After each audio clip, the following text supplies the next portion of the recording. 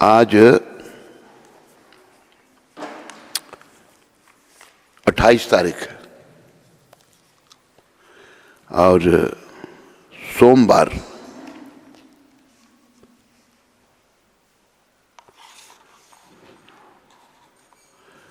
और व्रत का जो है आज समाप्ति है एकादशी व्रत की। व्रत पारण का समय नहीं निकला, ये किसमें लगा? तो कल एकादशी थी और आज जो है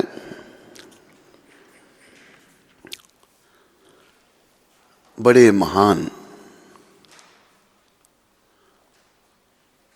भगवान श्री चैतन्य महाप्रभु के गुरुदेव शिला ईश्वरपुरी जी महाराज गौलोक धाम को चले गए थे।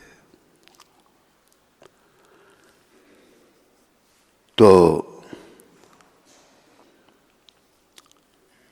ईश्वरपुरी जी जिनको भगवान ने अपना गुरु बनाया, वैसे सब अवतारों ने गुरु बनाए, जिन्हें भगवान ने अपना गुरु बनाया, जो विचार करो कैसी कितनी महान आत्मा होंगी और कैसे उनको ये पद प्राप्त हुआ, वो भी चर्चा करने का प्रयास करेंगे।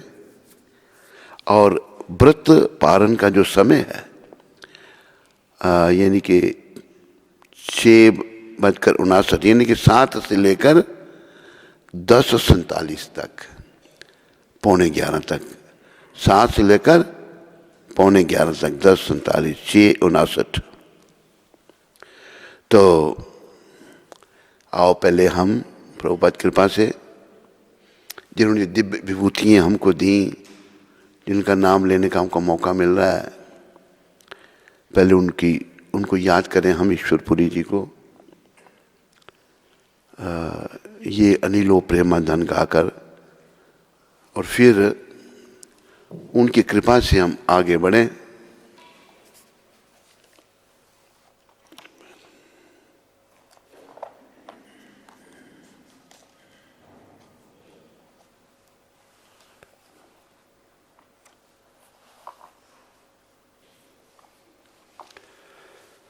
तो ये जो भजन है ये श्री नरोत्तम ठाकुर द्वारा रचा गया है। नरोत्तम ठाकुर जो हैं बहुत उच्च कोटि के वैष्णव थे, बड़े घर से थे, राजा के बेटे थे। तो उन्होंने इस गौड़िया वैष्णव संप्रदाय के प्रचार में बड़ा योगदान दिया। तो वो पूर्ववर्ती आचार्यों को याद कर रहे हैं। तो आप सब पीछे बोलने का प्रयास करो। जैसे मैंने पहले भी कहा था, ये भजन बांग्ला भाषा में है, भाषा की कोई बात नहीं है। वैसे बांग्ला भाषा बड़ी ही मीठी भाषा है, बहुत अच्छी भाषा है। तो हमारे सारे आचार्य और कली पावन अवतार भी बंग देश में ही प्रकट हुए। तो आप इस शब्द इनमें हिंदी नहीं लाओ, जैसे जी हैं वैसे बोलो। जैसे तुलसी आरती करते हैं, ये तुम्हारा शरण लाया, लाया नहीं लय बंगाली, तारा वंशा पूर्ण हाया, हाया नहीं है। तो ये भाषा बड़ी ही अच्छी है और इसमें बड़ी बड़ी महान विभूतियाँ और भगवान भी बंग देश में प्रकट हुए, गौड़ देश में। तो हम इनकी कृपा की याचना करें ताकि ये जीवन हमारा जो पापों से भरा पड़ा है ये वृथा ना चला जाए, ये जीवन सार्थक हो जाए। और इस जीवन की सार्थकता यही है कि हमारे हृदय में सोया हुआ कृष्ण प्रेम इन सब की कृपा से जागृत हो जाए। ये अनिलो प्रेमाधन करुणा प्रचुर ये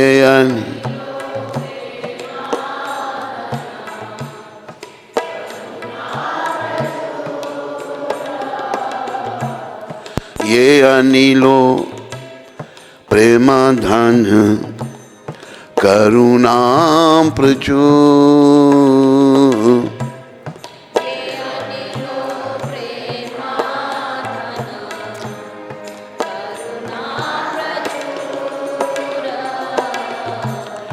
हे न प्रभु कोथा गेला आचार्य ठाकुर।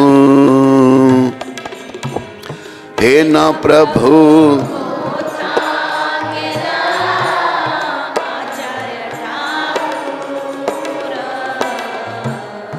हे न प्रभु कोथा गेला आचार्य ठाकुर।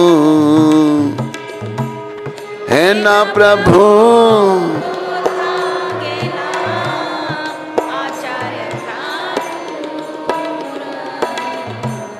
कहाँ मोरा स्वरूप रूपा कहाँ सनातन।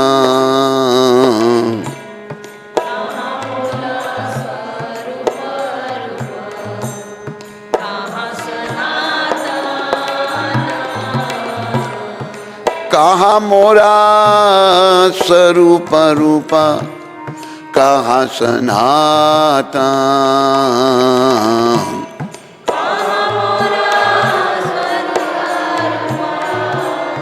कहाँ कहाँ दास रघुनाथ पतिता पावन।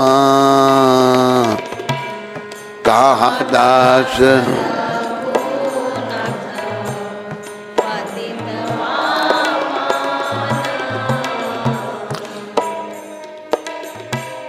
कहाँ मोरा भट युगा कहाँ कबीरा। कहाँ मोरा भट युगा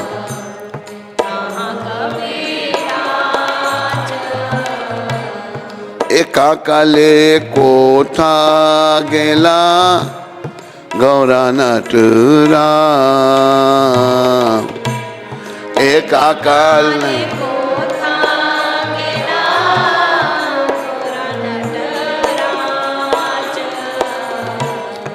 पाषाणे कुटीवो माता अनिले पाशिवो। पाषाणे कुटीवो माता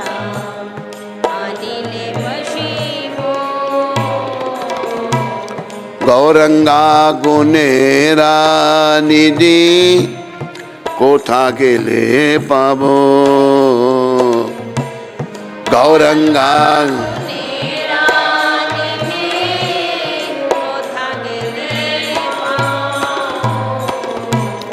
शैशवा संगीला संगे ये कोई लोबिला।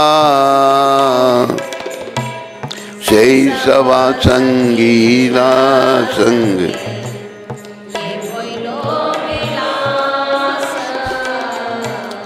से संग न पाया कांदे नरोत्तम दास।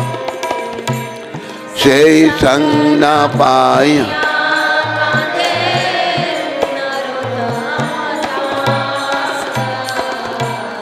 ये अनिलो प्रेम धन करुणा प्रचुर। हे अनिलो प्रेम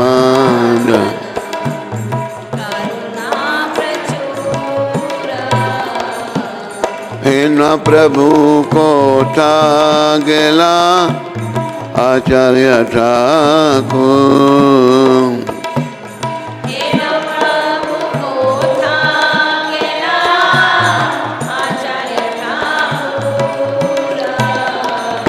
शीला ईश्वरपुरी ठाकुर शीला ईश्वरपुरी ठाकुर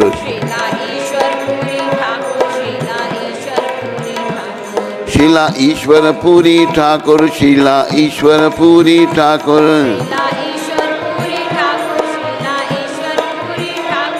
प्रभुपाद प्रभुपाद प्रभुपाद प्रभुपाद।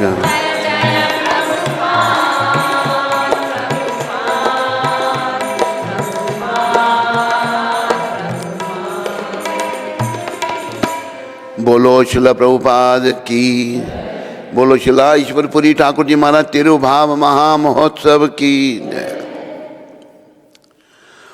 जो अपराकृत प्रेम का धन लेकर आए थे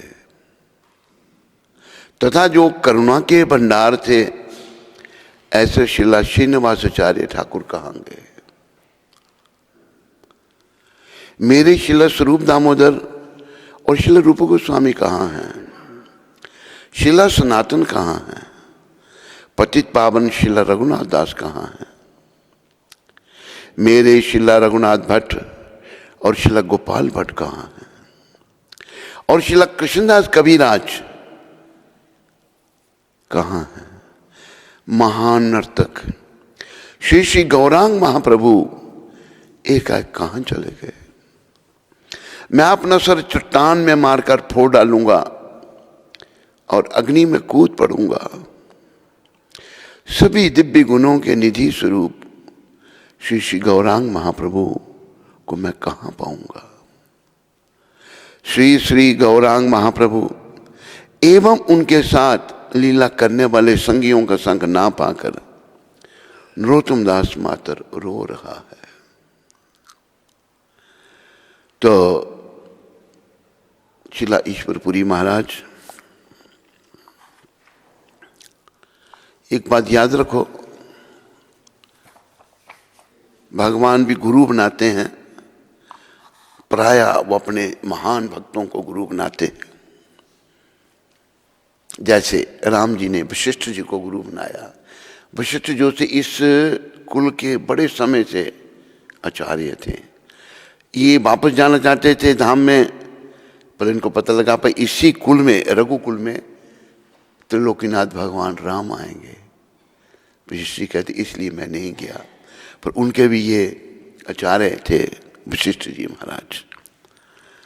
और देखो कृष्ण भगवान, उन्होंने सांदीपनि मुनि को अपना गुरु बनाया, उनसे विद्या ग्रहण की। वैसे देखो राम जी जो हैं, रामायण में एक दोहा आता है, गुरु ग्रह पढ़न गए रघुराई, गुरु ग्रह पढ़न गए रघुराई, गुरु ग्रह अल्पकाल सब विद्या आई, अल्पकाल सब विद्या आई। गुरु के घर में गुरु आश्रम में पढ़ने के लिए भगवान जब राम गए, थोड़े जो तो उन्हीं का सब कुछ है, लेकिन भगवान ने नरदेह धारण किया है ना, शिक्षा भी लोगों को देनी, धर्म की भी स्थापना करनी, दुष्टों का भी दमन करना, सब। हम जो भटके हुए लोग हैं उनको वापस धाम में ले जाने के लिए समय समय पर भगवान आते हैं। तो ईश्वरपुरी जी महाराज पहली बार उनको मिले थे, गौर भगवान को, गौर हरि को। एक दिन ईश्वरपुरी एक दंड सन्यासी के भेष में नवदीप आए। वर्णन आया एक दंड सन्यासी का। ईश्वरपुरी एक दंड थे। अच्छा अच्छा, हाँ वो वैसे वो तो वैष्णव थे ना।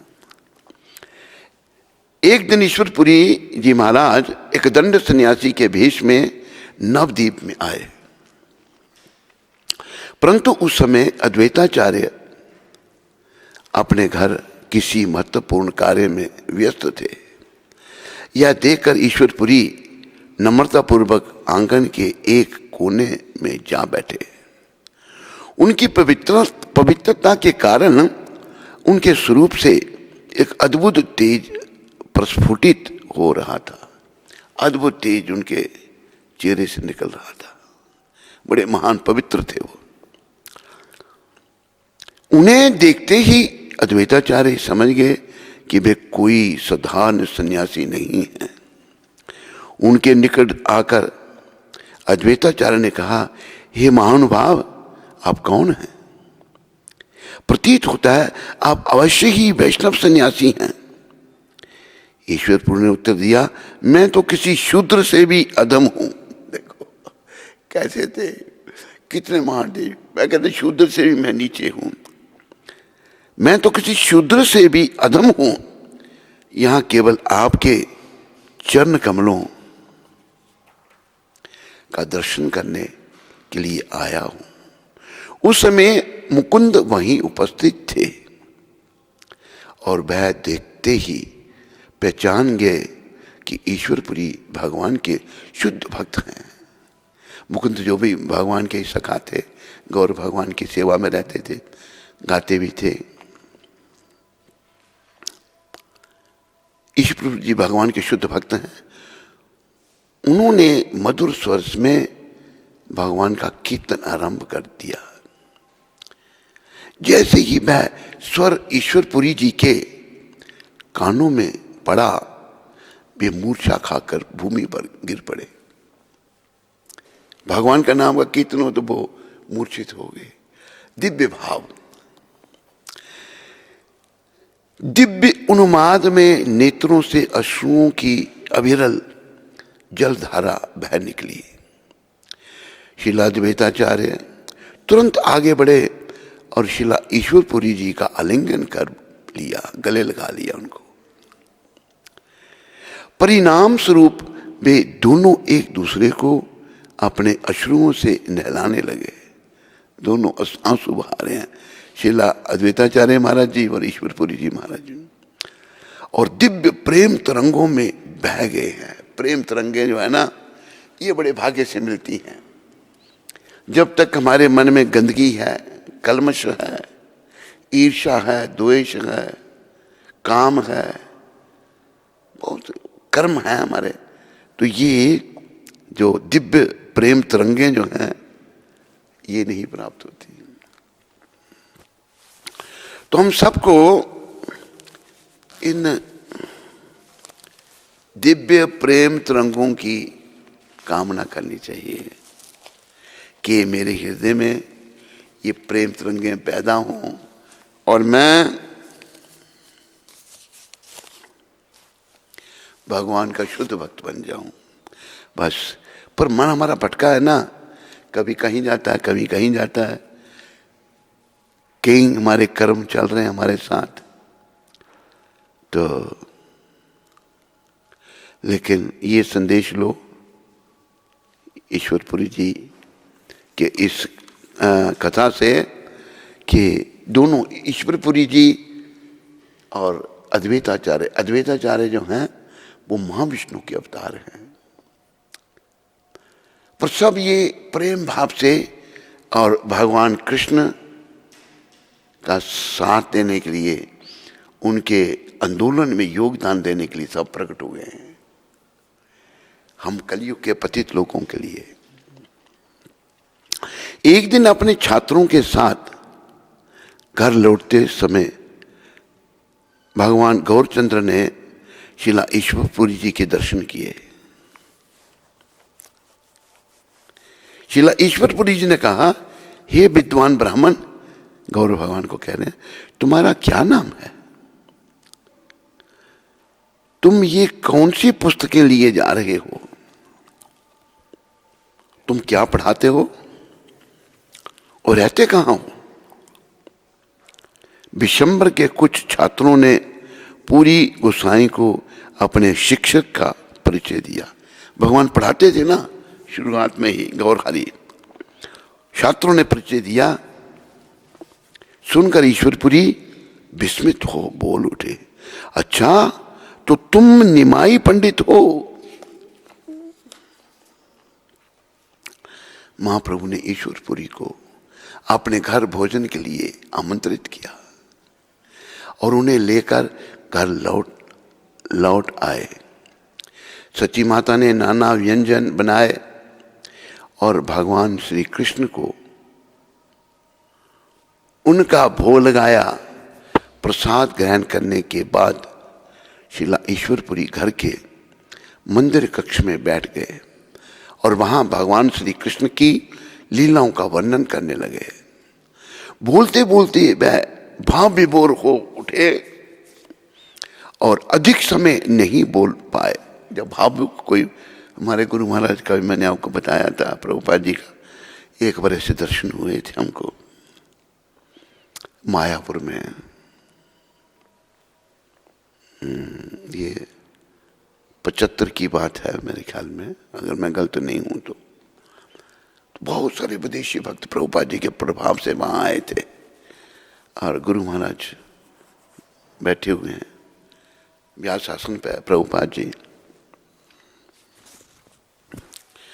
जब बहुत सारे भक्तों को देखा तो प्रभुपाद कहते हैं, तुम लोग 10,000 मील से आए हो यहाँ पर। अमेरिका बहुत दूर है, 10,000 मील, किलोमीटर लगा लो कितना हो गया। यहाँ श्रीधाम मायापुर में आए हो, ये सब महाप्रभु की कृपा है। जब ये बोला उनका कंठ रुंध गया, आंसू आ गए आंखों में। वैसे प्रभुपाद जी तो बड़े गंभीर रहते थे, इन सब भावों को वो छुपा के रखते थे।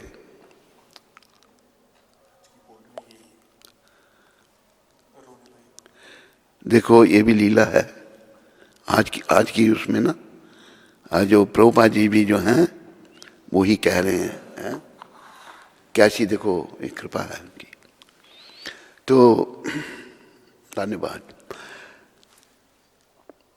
शिला ईश्वरपुरी महाराज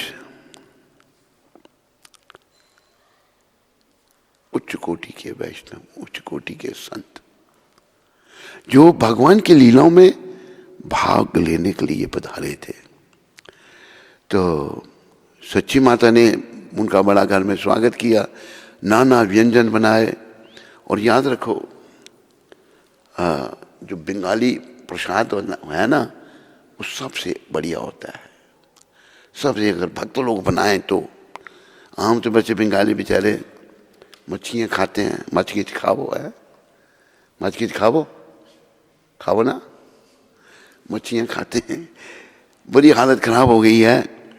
लेकिन अगर कोई वैष्णव के हाथ का बना हुआ प्रसाद खाएं ना आप सब कुछ भूल जाएंगे। हम जब वृंदावन के एक बार अध्यक्ष थे तो शायद 74 में 2 साल, कौन सा साल था वो, 83, 84, 83, 84। तो एक ब्रिज के ही एक ब्रिजवासी हमको मिले, कहते महाराज हमारे घर भोजन करना। मैंने कहा मैं वैसे प्राय सबके घर भोजन करते हैं, मैंने भोजन किया उस ब्रिजवासी के घर। मैं आपको बता नहीं सकता, इतना स्वादिष्ट था, इतना स्वाद उस भोजन में था, आज तक नहीं मैं भूला। सब कुछ जो भी बनाया था उन्होंने बहुत सुंदर। तो वैष्णवों के घर में, भक्तों के घर में जो बनता है उसी में बड़ा स्वाद आ जाता है कि उनको भगवान को भोग लगता है। तो सच्ची माता ने नाना व्यंजन बनाए और भगवान श्री कृष्ण को उनका भोग लगाया। प्रसाद ग्रहण करने के बाद ईश्वरपुरी घर के मंदिर कक्ष में बैठ गए और वहां भगवान श्री कृष्ण की लीलाओं का वर्णन करने लगे। बोलते बोलते वह भाव विभोर हो गए। देखो, क्योंकि उनका तार मिला है भगवान के साथ, इसलिए भगवान की लीलाओं को वर्णन करते भाव विभोर हो गए और अधिक समय नहीं बोल पाए। प्रभुपाद जी भी भावुक हो गए। ये चैतन्य कृपा से आप सब लोग यहाँ आए हैं, तो फिर बोला नहीं था उन्होंने, जैसे हमारे ईश्वरपुरी जी भी आगे नहीं बोल पाए, प्रभुपाद जी भी चुप हो गए थे, फिर एक हमारे गुरु भाई वो भी शरीर छोड़ गए हैं, उनको बोला तुम बोलो, प्रभुपाद जी नहीं बोले। निमाई और वहाँ उपस्थित अन्य लोग इस सन्यासी के मुखारबिंद से बहते भक्ति अमृत का आस्वादन करके आनंदित हो उठे। उनके मुखारबिंद से भक्ति अमृत जो है वो बह रहा था शिला ईश्वरपुरी जी के मुखारबिंद से। ईश्वरपुरी जी 7 महीने गोपीनाथ आचार्य के घर रहे और निमाई प्रतिदिन उनसे मिलने आया करते थे।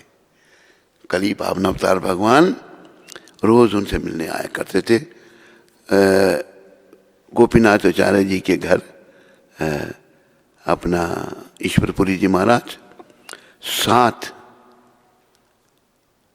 उनके घर पूरी 7 महीने तक उनके घर में निवास किया और हमारे कली पावन अवतार भगवान रोज मिलने आते थे। एक दिन शिला ईश्वरपुरी जी ने निमाई से कहा, मैं श्री कृष्ण पर एक पुस्तक श्री कृष्ण लीलामृत लिखी है, तुम बड़े विद्वान हो, यदि तुम पुस्तक पढ़ के मुझसे की गई त्रुटियों को सुधार दो तो मुझे बहुत प्रसन्नता होगी। ये भी नम्रता है। ईश्वरपुरी जी भी नम्रता की मूर्ति हैं और महाप्रभु भगवान है और साहब त्रिलोकीनाथ है, सारा ज्ञान ही उन्हीं से आता है। तो मैंने लिखी है तो तुम त्रुटियां निकाल दोगे तो बड़ा अच्छा होगा। वो ये नहीं सोचते मेरी पुस्तक पूर्ण है। दुर्भाग्य है हमारे गुरु महाराज ने पुस्तकें लिखी लेकिन हमारे गुरु भाइयों ने उनको बदल दिया। बहुत दुर्भाग्य। अपने आप को देखो, विद्वता या कुछ बड़ी पंडिताई से भगवान नहीं मिलते हैं। भगवान तो मिलेंगे भाव से। गुरु महाराज ने भाव विभोर होकर सब ये ग्रंथ लिखे हैं, बदलेंगे दुर्भाग्य है। खैर, हमने गुरु महाराज की कृपा लेनी है। तो उन्होंने कहा कि मुझे प्रसन्नता होगी अगर आप कोई त्रुटियां निकाल देंगे। निमाई ने उत्तर दिया, भगवान की इन लीलाओं का वर्णन एक शुद्ध भक्त के द्वारा हुआ है। देखो ये बात कही, क्योंकि ईश्वरपुरी जी शुद्ध भक्त है तो महाप्रभु कहते हैं कि शुद्ध भक्त के द्वारा हुआ है। यदि इनमें कोई दोष ढूंढता तो भी महाअपराधी होगा। अपराध हो जाता है बहुत बड़ा भक्तों की उसमें दोष ढूंढना, महाअपराधी होगा। शुद्ध भक्त ना तो कभी अपनी मनोकल्याण से कुछ लिखते हैं और ना ही शास्त्र विरुद्ध, ना मनो कि मेरा मन कुछ होगा। जैसे बहुतों ने गीता पर टिप्पणी की, कई बार बताया, पॉलिटिशियनों ने सब उल्टा सीधा किया, सब गड़बड़ कर दी। और ना ही शास्त्र विरुद्ध। आपने जो कुछ लिखा है वो आपके प्रेम की अभिव्यक्ति है। प्रेम भगवान से, देखो जैसे प्रेम मिल गया तो उसे तो भगवान मिले ही है। भला कौन उसमें त्रुटि ढूंढने का प्रयास करेगा। निमाई की बातें सुनकर ईश्वरपुरी को बहुत आनंद हुआ। और शुद्ध भक्त है ईश्वरपुरी जी महाराज। तो आगे है फिर, हाँ ये तो कदम, ये बस इसमें इतना ही है ना। ठीक है, बोलो शिला ईश्वरपुरी जी महाराज की। निमाई पंडित की गया यात्रा। देखो ये इस भगवान की इस यात्रा से भी हमने बड़ी शिक्षा लेनी है। भगवान अपने पितरों को पिंड देने के लिए गया में गए थे। कुछ समय पश्चात अपने माता से अनुमति लेकर शिष्यों के साथ, यानी कि पढ़ाते थे ना भगवान, उनके शिष्य श्री गौर सुंदर भगवान ने गया की यात्रा का निश्चय किया। गया कहाँ पड़ती है? ये राजस्थान के पास में, यानी बिहार गया भी जाना, कभी गया जाना के मौका नहीं मिले। रुकी थी, हाँ वहाँ वो मुझे ध्यान है। हाँ हाँ हाँ, बुद्ध भगवान भी गया में हुए ना, बुद्ध गया। तो कभी देखो दर्शन करने वहाँ जाएंगे, अगर निमाई जी की कृपा रही तो।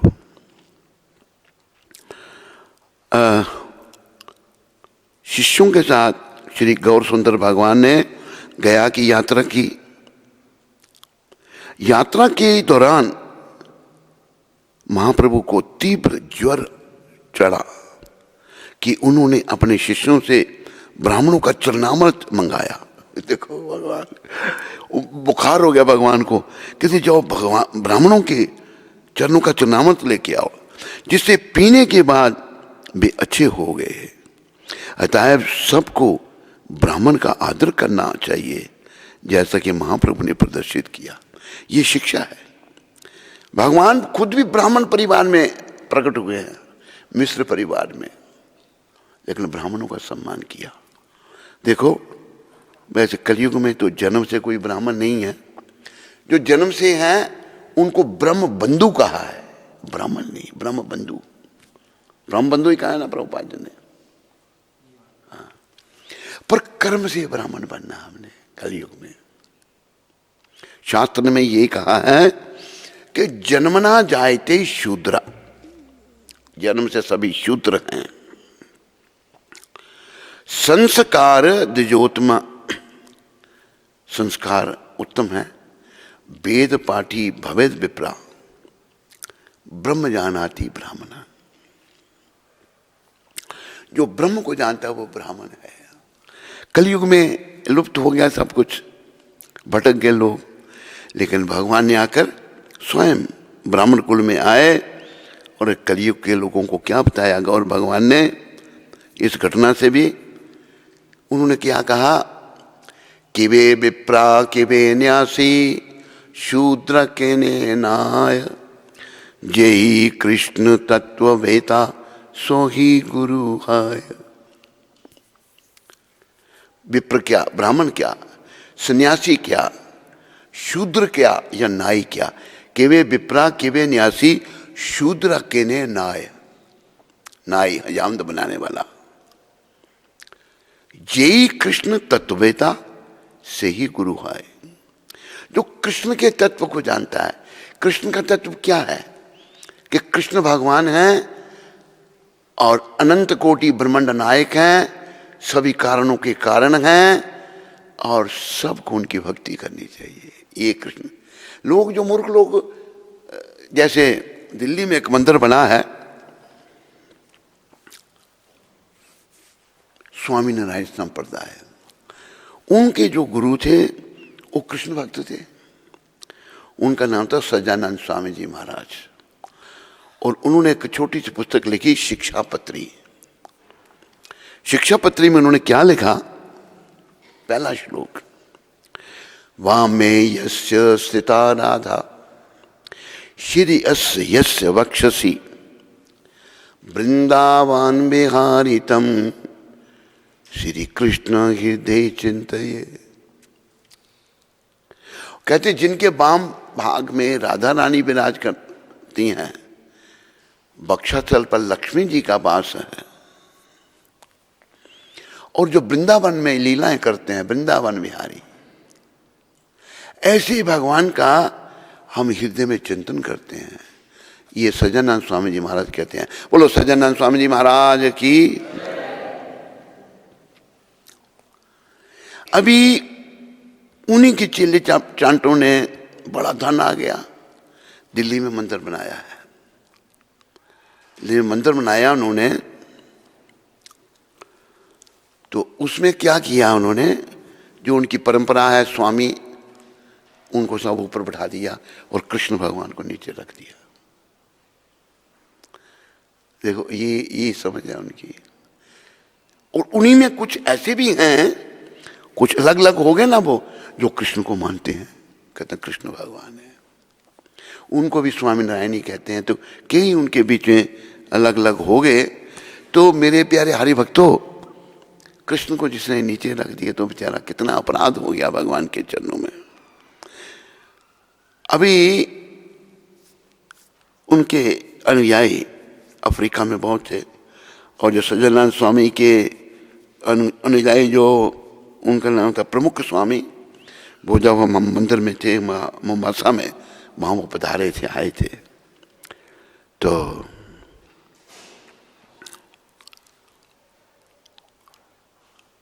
उन्होंने भी शरीर छोड़ दिया। अभी तो उन संप्रदाय का पता रहा हमको भाई। तो अभी बाकी लोग जो हैं, अच्छा उन्हीं की संप्रदाय के एक थे सीटी काका, सीटी नाम था उनका, काका मतलब चाचा, सीटी काका। तो वहां पर वो क्या कहते थे, एक बार प्रवचन कर रहे हैं आम लोगों में, अपनी संप्रदाय से बाहर वो प्रवचन कर रहे हैं। तमें लोगों ये कृष्ण की खिचड़ी ने मुको, ये जो कृष्ण की खिचड़ी है इसको छोड़ दो, मुको छोड़ो, तमें स्वामीनारायण चरणों में आओ और जीवन न सफल बनाओ। बड़ा अपराध, इतना बड़ा अपराध, बहुत लोग अगेंस्ट हो गए उनके। अच्छा उनके जो स्वामी थे, हम भी वहाँ गए थे, तो अभी वह प्रवचन कर रहे हैं, और प्रवचन करते करते बेचारे को बाथरूम जाना पड़ा। लोग कहेंगे ये भगवान है तो बाथरूम क्यों नहीं रोक सके ये, तो बड़ा उधर चर्चा हुई। एक थे पटेल थे, वो बेचारे वो भी चले गए, बड़े सहयोगी थे हमारे। तो मंदिर का बड़ा, कभी गाड़ी को कोई टायर चाहिए हो तो हमको टायर वो देते थे। उनके टायर ट्रेडिंग कंपनी थी, उनका नाम मैं भूल रहा हूँ। वो कहते महाराज ऐसे हैं ये लोग, ये सब कई उनके लोग उनके अगेंस्ट। तो हमें एक तो ब्राह्मणों का सम्मान करना है। अगर अभी देखो, ये नहीं सोचना कि कोई ब्राह्मण के घर में जन्मा ही ब्राह्मण होगा, अगर कर्म उसके अच्छे नहीं है तो फिर ब्राह्मण नहीं है। जैसे एक मैं दिल्ली में था, तो हमें कहीं जाना था, पंजाबी बाग जाना था, तो एक शिष्य थी बेचारी, वो चली गई, शरीर छोड़ दिया उसने।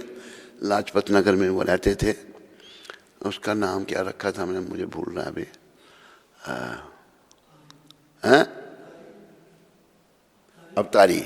अवतारी देवीदासी। तो महाराज कहती है आपने जाना है। अच्छा अवतारी देवीदासी की आप समझ सुनो, उनका पति जो था ना वो बुद्धि राजा, तो वो अवतारी कहती है महाराज ये देखो सिगरेट पीना नहीं छोड़ रहे, चाय पीना नहीं छोड़ रहे। तो एक दिन वो कहती है महाराज तो फिर ये नहीं छोड़ रहे तो मुझे ही दीक्षा दे दो। मैंने उनको कहा भी आप क्यों नहीं छोड़ते सिगरेट पीना, चाय पीना। वो अवतारी माता कहती है महाराज एक दिन मैंने इनको कहा चाय पीना छोड़ो, क्या तेनू छड़ दियांगा लेकिन चाय नहीं छड़ांगा, तेरे को छोड़ दूंगा, चाय नहीं छोड़ूंगा। शरीर ही छूट गया, वो दीक्षा ले पाए। अवतारी माता ने दीक्षा ली थी, अच्छी थी बेचारी। उसने महाराज ये आपको पंजाबी बाग ले जाएंगे। बहन में बोला गुरुजी को वहाँ छोड़ दो। तो अब लाजपत नगर से हम बहन में बैठ गए, तो हमारी आदत है पूछना, प्रचार करना। महाप्रभु ने भी ये कहा ध्यान रखो सारे, हम प्रयास करते हैं थोड़ा बहुत पालन करने का, आप भी करो। महाप्रभु ने कहा है अमार आज्ञा गुरु होइया तारो यही देश। तुम जहाँ भी हो, जिस देश में भी हो, मेरी आज्ञा से गुरु बन जाओ। कोई कहे गुरु कैसे बने, हम कोई जानते नहीं है। तो महाप्रभु कहते हैं जारे देखा तारे का हो कृष्ण उपदेश। जो मिलता है उसको बताओ कि कृष्ण भगवान है, उनकी शरण में जाओ। हमारे गुरु महाराज कहते थे डोंट गिव योर उपदेश, अपना उपदेश मत दो, कृष्ण उपदेश। और कृष्ण उपदेश क्या है? कृष्ण कहते हैं सब छोड़ के मेरी शरण में आओ। हमने कहना है कृष्ण की शरण में जाओ, आप गुरु बन गए। हाँ अगर आप उल्टी सीधी बातें करते हैं तो आप फिर गुरु बनने लायक नहीं है। ये महाप्रभु भगवान शिक्षा दे रही है। तो देखो हमारे गुरु महाराज भी उच्च कोटि के वैष्णव, और कितना कार्य उन्होंने किया। ये भी भगवान ने दिखाने के लिए दुनिया को कि मेरे भक्त कुछ भी कर सकते हैं। तो ब्राह्मणों की शिक्षा दे रहे, ब्राह्मणों के बारे में, जाओ भगवान को बुखार हो गया, जब ब्राह्मणों का चरणामृत मंगाया जिसे पीने के बाद वे अच्छे हो गए। ये लीला भगवान की। अच्छा, सबको ब्राह्मण का आदर करना चाहिए जैसा कि महाप्रभु ने प्रदर्शित किया है। ये कृष्णदास कविराज महाराज लिख रहे हैं, कौन? चैतन्य भागवत। तो चैतन्य भागवत के रचयिता थे वृंदावन दास ठाकुर, जो व्यासावतार थे। उन्होंने लिखा है कि ब्राह्मणों का सम्मान करना चाहिए। पावन पुनपुना नदी में, पुनपुना नदी कहाँ है ये नदी? पुनपुना नदी में पहुंचकर भगवान निमाई ने वहां स्नान किया और अपने पूर्वजों को तर्पण किया, पिंड दिया, पिंडदान दिया।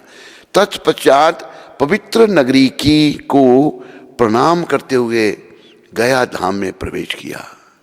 नदी में स्नान करके फिर गया धाम भगवान गए। उन्होंने ब्रह्म कुंड में स्नान किया और वहां से फिर वे विष्णु भगवान के उस मंदिर की ओर चल पड़े जहां भगवान के एक चरण का चिन्ह अंकित है।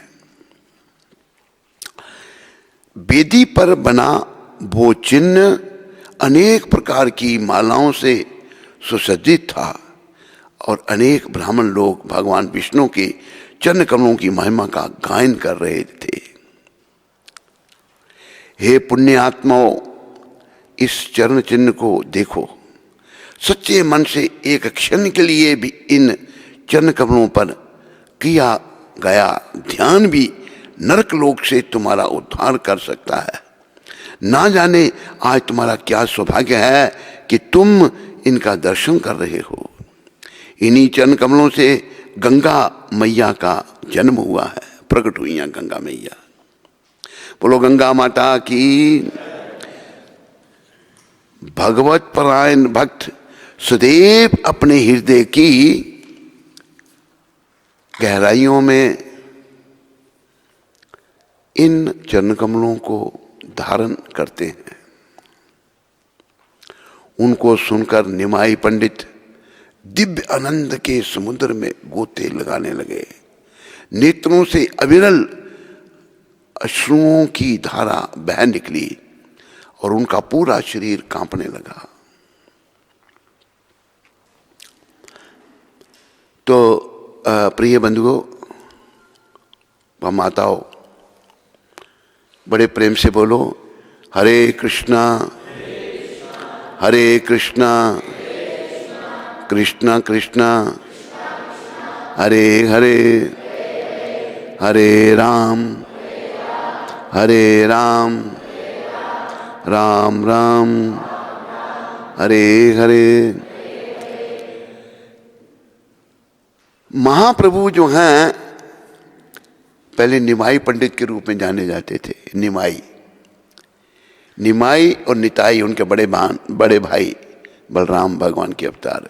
दिव्य आनंद के समुद्र में गोते लगाने लगे। नेत्रों से अविरल अश्रुओं की धारा बह निकली और उनका पूरा शरीर कांपने लगा। अभी मैं आपको एक बात बताना चाहता हूं। आप लोगों के मन में ऐसा किसी के आए तो हाथ खड़ा कर देना। पत्थर पर चिन्ह बन सकते हैं? जवाब दो। हैं? बन सकते हैं?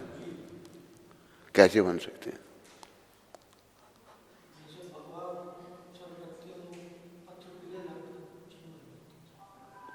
पत्थर कैसे पिघलता है? हैं? गर्मी से?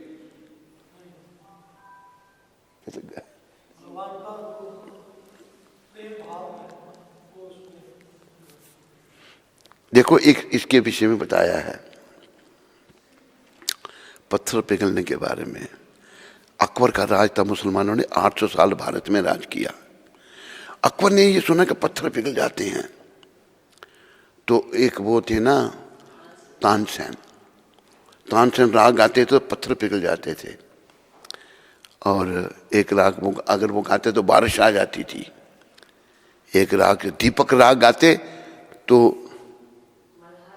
हरि बोल, कान से क्यों पकड़ रहा है उसको, मूर्खा, बड़ा लीडर बन गया तू।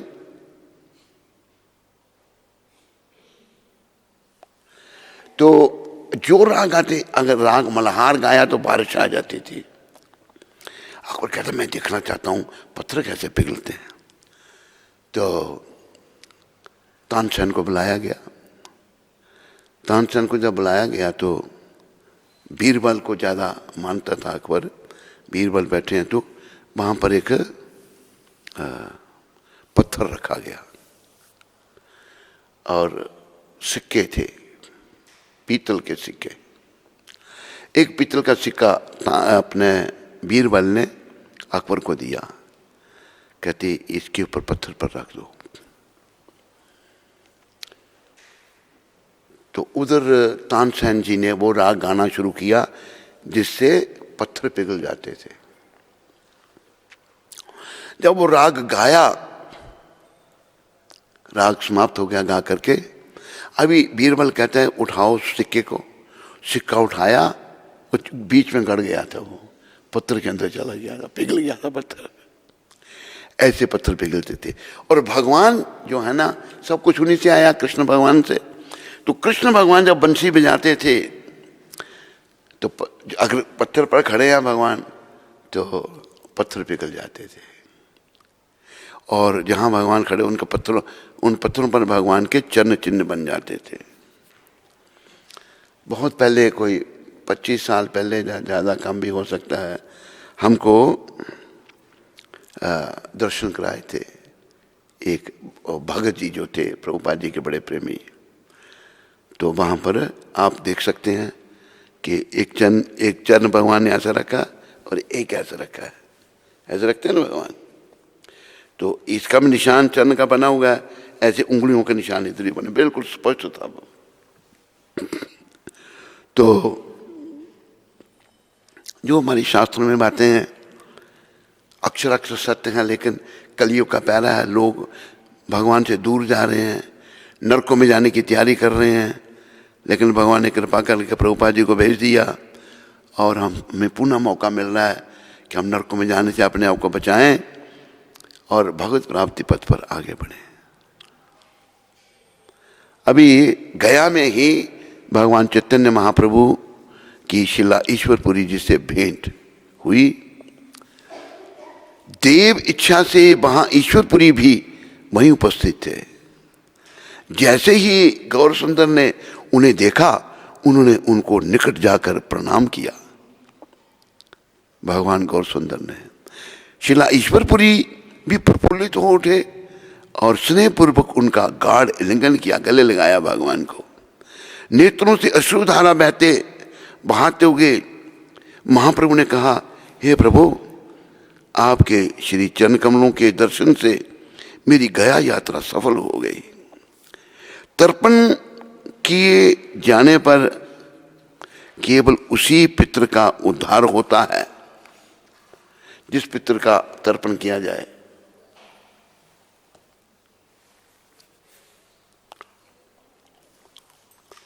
ये भगवान का चरण चिन्ह जो है, श्री विष्णु पद गयापुरी। जैसे भगवान के चरणों में कुछ निशान होते हैं, शंख है, चक्र है, और क्या है,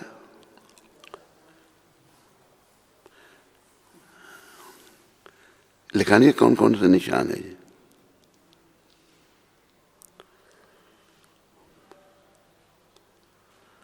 ये भगवान का चरण निशान पर कौन कौन से है, नीचे पर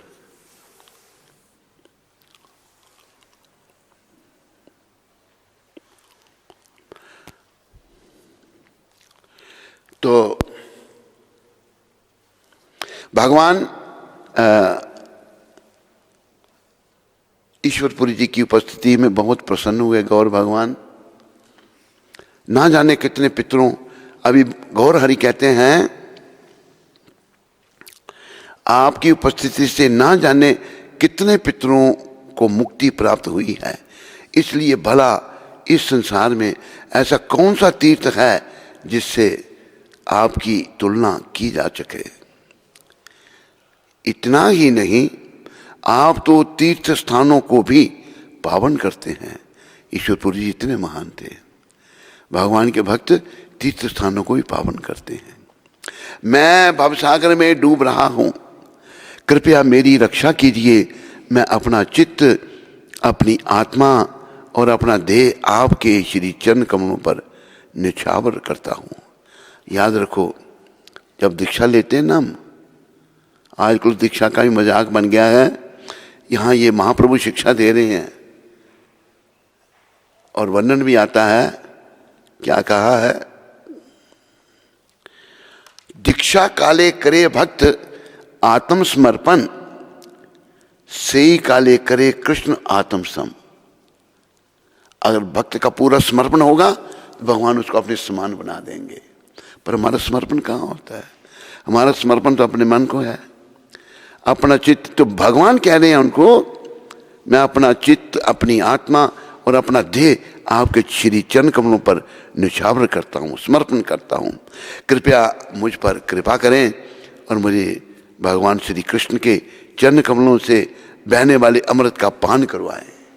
ये महाप्रभु कह रहे हैं। आपसे मेरी यही एक विनती है। महाप्रभु और ईश्वरपुरी ने श्री कृष्ण भक्ति के गुह्य विषयों पर चर्चा करते हुए कुछ समय बिताया। पूरी गोसाई की अनुमति लेकर महाप्रभु ने अपने पितरों का तर्पण देने के लिए निकटवर्ती क्षेत्रों के अनेक तीर्थों का भ्रमण किया। और भी वहां बड़े तीर्थ, साध विधि होने के उपरांत महाप्रभु अपने निवास स्थान लौट आए। कुछ समय विश्राम करने के बाद वे भोजन पकाने की तैयारी करने लगे। उसी समय श्रीला ईश्वरपुरी वहां आ पहुंचे और हंसते हुए कहा, पंडित, लगता है मैं सही समय पर आया हूं।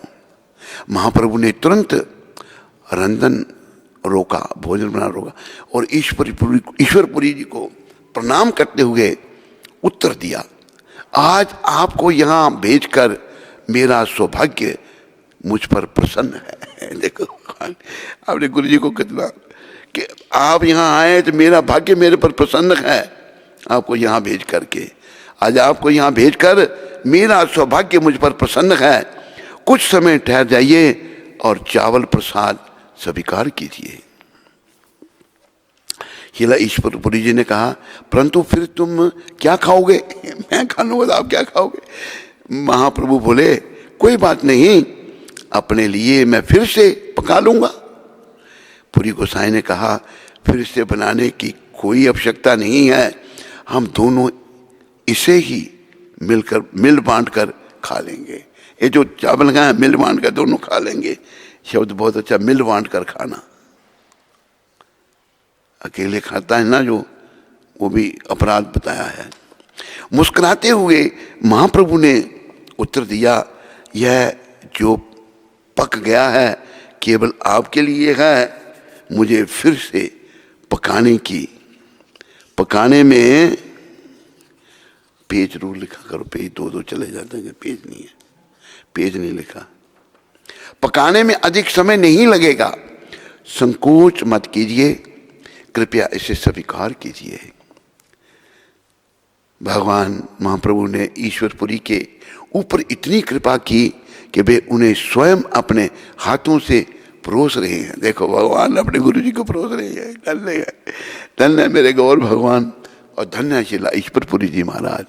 बोलो श्रीला ईश्वरपुरी जी महाराज की। उल्लासित हो ईश्वरपुरी जी एक एक ग्रास का आनंद ले रहे थे। एक एक आनंद आ रहा है भगवान का द्वारा बनाया हुआ। अपने अतिथि को पूरी तरह संतुष्ट हुआ देखकर महाप्रभु भी भोजन करने बैठ गए। भोजन करने के पश्चात उन्होंने ईश्वरपुरी के लिए विश्राम की व्यवस्था की। देखो एक बात और मैं आपको बताऊं, ये विदेशियात बहुत ज़्यादा हम में घुस रही है। यहाँ भगवान ने क्या कहा है कि भोजन करने के पश्चात उन्होंने ईश्वरपुरी के लिए विश्राम की व्यवस्था की। पहले उन्होंने कहा अपने अतिथि को पूरी तरह संतुष्ट, अतिथि करते जिसकी कोई तिथि ना हो। आपके घर में कोई आ जाए तो उसके नाक मुंह मत मरोड़ो, अब मेरा सौभाग्य है मेरे के घर में अतिथि आया है। अतिथि देवो भाव, अतिथि को देवता के समान कहा है। मातृ देवो भाव, पितृ देवो भाव, अतिथि देवो भाव, आचार्य देवो भाव। तो ये भी विचार रखो, कोई घर में आ जाता है ना, आप बताना था मेरे को, पहले फोन किया नहीं किया आपने, मैं ये ऐसा करना अपराध हो जाता है। मंदिर में कोई आ जाता है, ऐसा देखा गया है कि भगा दिया। एक को महात्मा आए थे बेचारे, उनको भगा दिया। अरे ऐसा नहीं करना, अपराध हो जाएगा, तो बुद्धि मलिन हो जाएगी। अपराध मत करो। इसलिए कहा है ना, बड़े प्यार से मिलना सबसे दुनिया में इंसान रे, बड़े प्यार से दुनिया में इंसान। क्या जाने किस भेष में बाबा मिल जाए भगवान रे, क्या जाने।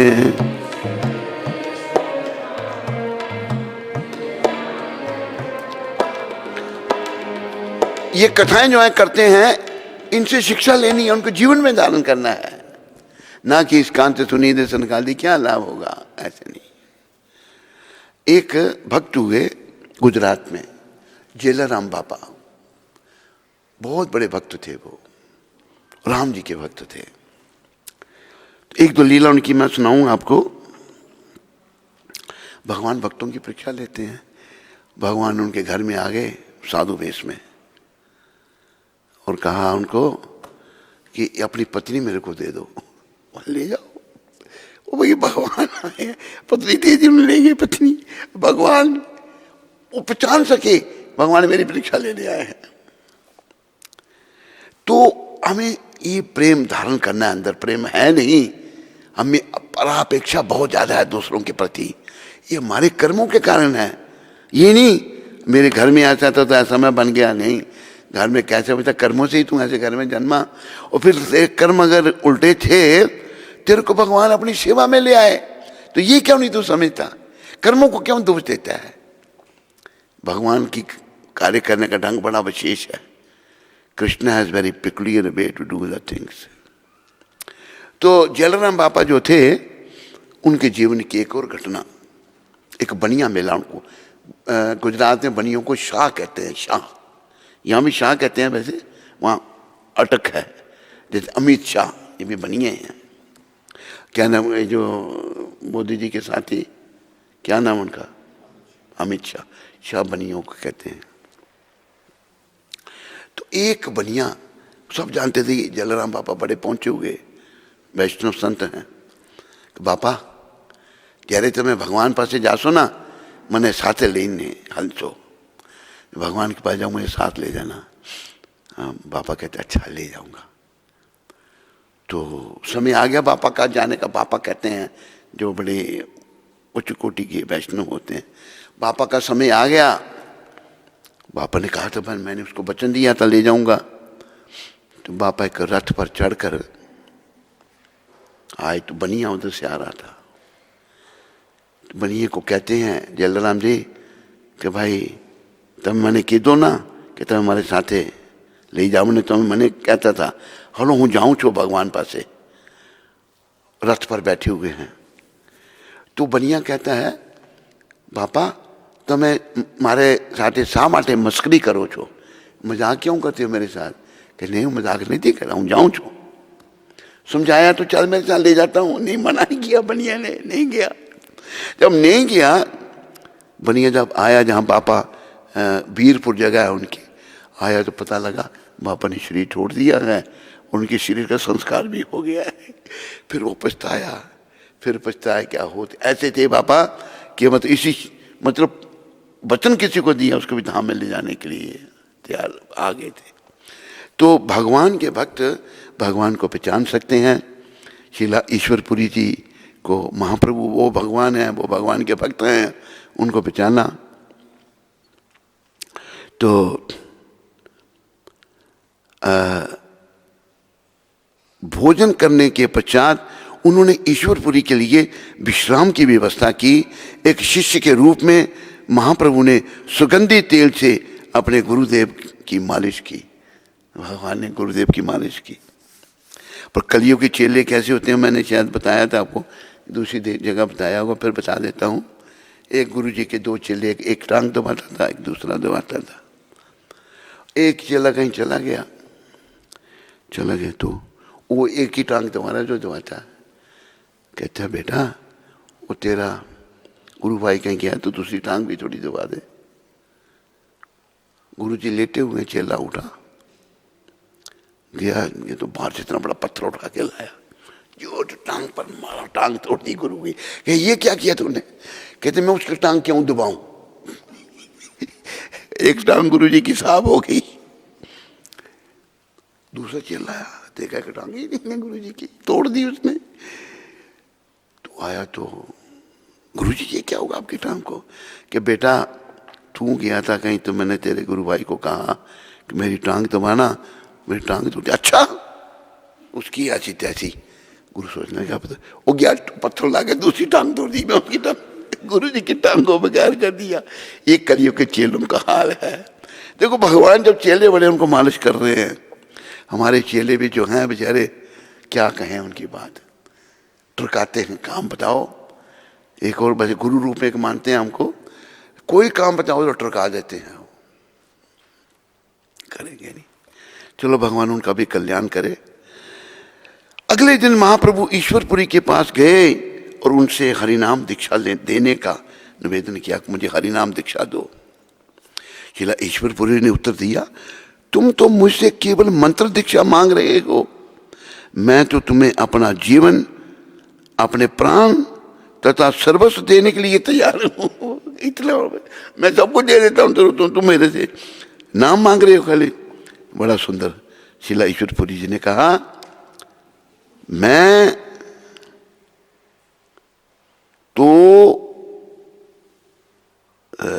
तू तो मुझसे केवल मंत्र दीक्षा मांग रहे हो, मैं तो तुम्हें अपना जीवन, अपने प्राण तथा सर्वस्व देने के लिए तैयार हूं। तत्पश्चात श्री ईश्वरपुरी जी ने 10 अक्षरी मंत्र प्राप्त करके महाप्रभु ने अपने गुरुदेव की प्रदक्षिणा की और कहा, आज मैं अपना जीवन एवं आत्मा आपको समर्पित करता हूं, कृपया अपनी कृपा दृष्टि मुझ पर रखिए, जिससे मैं कृष्ण प्रेम सिंधु में गोते लगा सकूं। देखो शिष्य का आत्मसमर्पण होना चाहिए गुरु के प्रति। आजकल ऐसे शिष्य हैं, गुरु को, गुरु जी ये करना आपने, मैं कहता हूं तेरे बाप का नौकर लगाऊं मैं, ये किया करो, आपके बिना बस को होता नहीं है। गुरु को ऑर्डर कैरियर बना रखा है, ये ठीक नहीं। महाप्रभु से शिक्षा लो। गुरु तो कुछ नहीं कहेगा, लेकिन भगवान कुछ नहीं होंगे इससे। गुरु को कह दिए ये करना आपने, नहीं करते हैं तो फिर ये नहीं होता है। लेकिन महाप्रभु कहते मैं बस समर्पण, पूरा जीवन एवं आत्मा आपको समर्पित करता हूं, कृपया अपनी कृपा दृष्टि मुझ पर रखिए कि मैं कृष्ण प्रेम सिंधु में गोते लगा सकूं। एक कृष्ण प्रेम जो है ना गुरु कृपा से ही मिलता है। और ये गुरु महाराज हैं कृष्ण प्रेम देने वाले, इनके चरणों में समर्पण करो, सभी प्रार्थना करो, ये कृपा करेंगे। महाप्रभु ने इन वचनों से ईश्वरपुरी का मन प्रसन्न हो गया और उन्होंने उनका गाढ़ आलिंगन किया। अपने प्रेमाश्रु से उन दोनों ने एक दूसरे को पूरी तरह भिगो दिया। ये फिर बाद में पढ़े निभाई का वापस। सारा उन्हीं ये पढ़। अच्छा वहाँ आगे है, ठीक है ठीक है। निमाई का नव द्वीप वापस लौटना, ये भी पढ़ना। ठीक किया तूने, चलो ठीक है। अच्छा मैं भी आप थोड़ी निमाई पंडित जी की, गुरु जी की कुछ बात आपको और सुनाना चाहता हूँ। बस इतना ही है ना, इतना ही है ना। इधर भी है कुछ, ये हो गया। तो ईश्वरपुरी जी के गुरु थे माधवेंद्रपुरी। माधवेंद्रपुरी कैसे थे, उनका भी थोड़ी सी लीला सुन लो आप। माधवेंद्रपुरी महाराज जो थे किसी से मांगते कुछ नहीं थे, कोई दे दे तो खाना, नहीं दे तो खाली भजन करना। कितनी बड़ी तपस्या, विचार करो। माधवेंद्रपुरी महाराज ब्रिज में निवास करते थे और याचक वृत्ति थी उनकी, किसी से मांगना कुछ नहीं। एक दिन किसी ने कुछ पूछा नहीं उनको, तो बेचारे कोई चिंता नहीं, भगवान की इच्छा है, क्रोध नहीं उनको, कुछ नहीं, भजन कर रहे हैं अपना। हरे कृष्ण कृष्ण कृष्ण हरे हरे, हरे राम राम राम। लेकिन जिनका वो भजन कर रहे हैं उनको चैन नहीं आ रहा। कृष्ण भगवान चिंतित हो गए, मेरा भक्त बेचारा भूखा है। देखो भक्तों की कितनी चिंता करते हैं।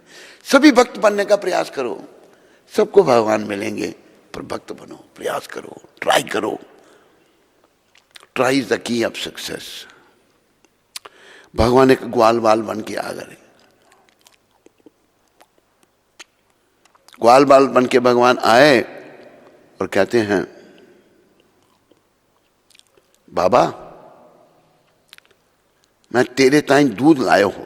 ब्रिज भाषा में शब्द हैं बड़े सुंदर। तो तूने आज कुछ खाया नहीं? बाबा आंखें बंद करके जप कर रहे थे, आंखें खोली, बालक खड़ा है कि बेटा तेरे को कैसे पता मैंने कुछ नहीं खाया? तो भगवान कई बार गप भी मार देते हैं। अगर वो गप भी मारते हैं तो वो भी दिव्य है, क्योंकि भगवान दिव्य हैं, उनसे जो कुछ आ रहा है वो सभी दिव्य है। ये बात याद रखनी है आपने।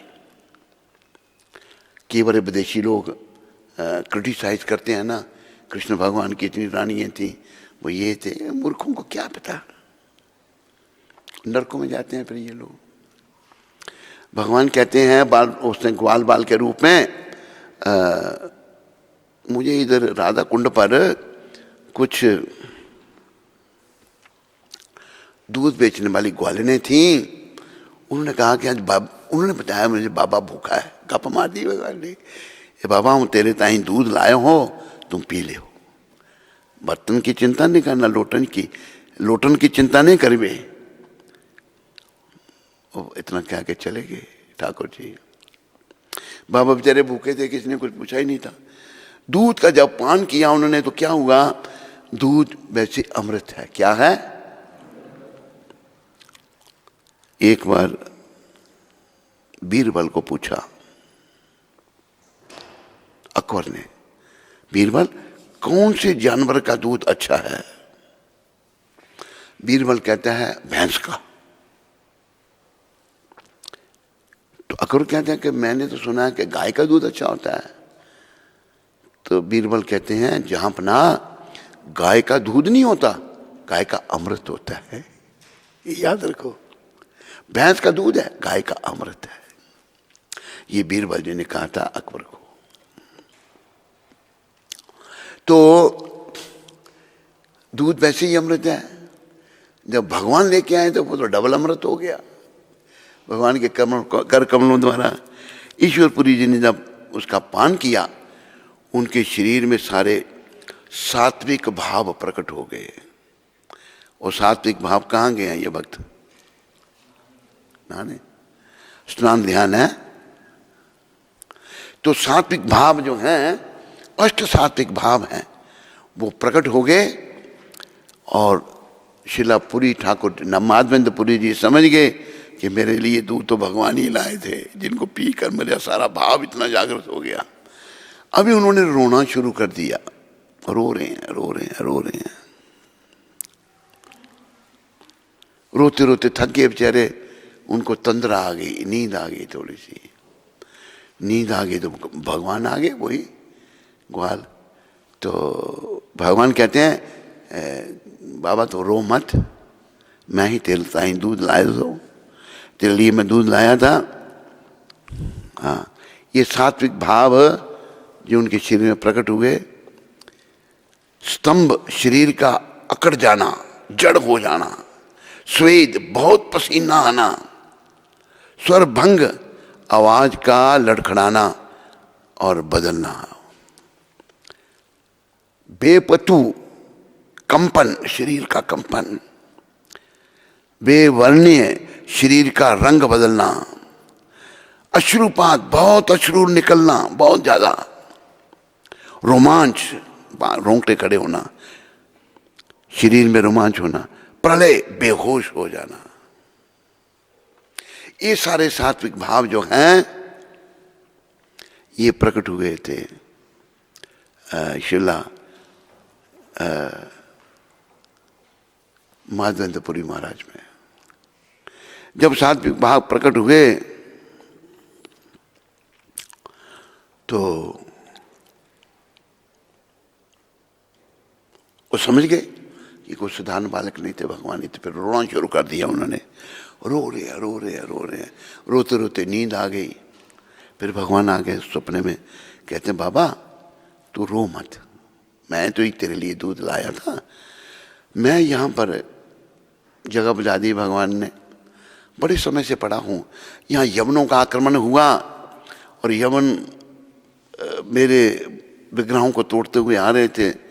तो पुजारी ने सोचा कि मेरे शरीर को कोई क्षति ना पहुँचे, पुजारी ने मुझे ज़मीन में रख दिया है, भगवान के विग्रह को ज़मीन में रख दिया। तो बाबा मेरा निकाल, मेरी यहाँ स्थापना कर और मेरे लिए मंदिर बना।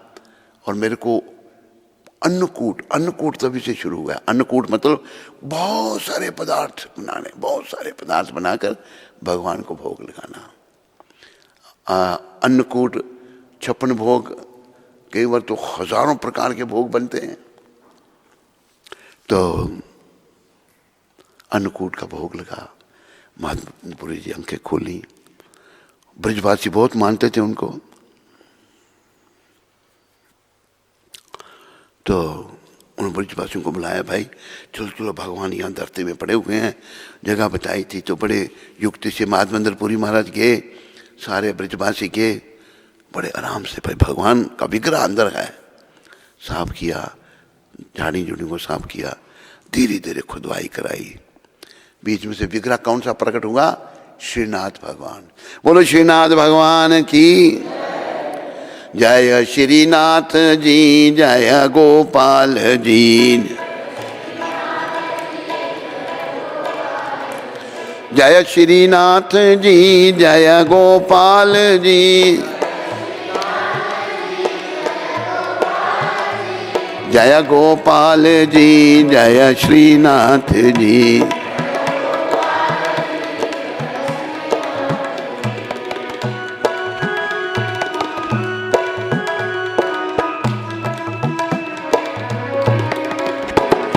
जय श्रीनाथ जी जय, गोपाल जी। बोलो श्रीनाथ भगवान की। श्रीनाथ जी के एक बार दर्शन करने गए तो बड़ा आनंद आया हमको, बहुत आनंद मंगल। भगवान का विग्रह एक हाथ भगवान ने ऊपर किया है।